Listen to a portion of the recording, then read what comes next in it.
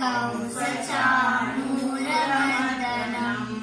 देवकी परमानन्दं कृष्णं वन्दे जगद्गुरुं श्रीकृष्णं वन्दे जगद्गुरुं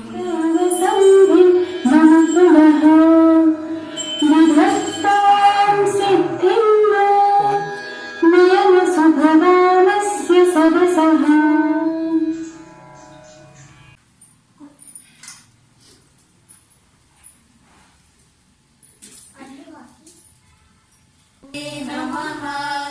श्रीमद्भगवद्गीता अथ द्वादशोऽध्यायः।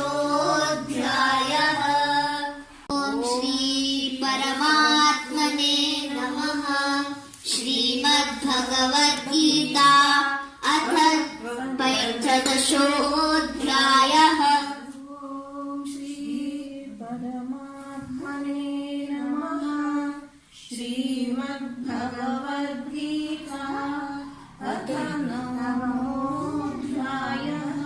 तत्सदिति श्रीमद्भगवद्गीतासु उपनिषत्सु ब्रह्मविद्यायां योगशास्त्रे श्रीकृष्णार्जुनसंवादे कर्मसन्न्यासयोगो नाम पञ्चमोऽध्यायः। ॐ श्रीकृष्णार्पणमस्तु।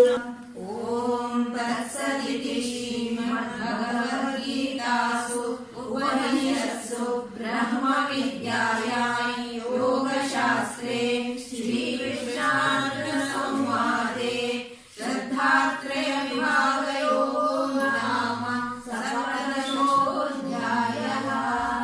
ॐ श्रीकृष्णार्पणमस्तु। श्रीपरमात्मने नमः। श्रीमद्भगवद्गीता अथ चतुर्दशोऽध्यायः।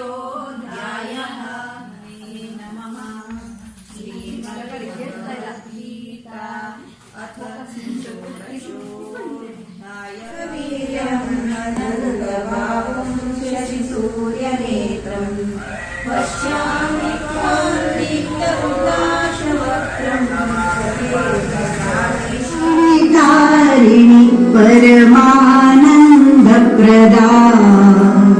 मा जय भगवती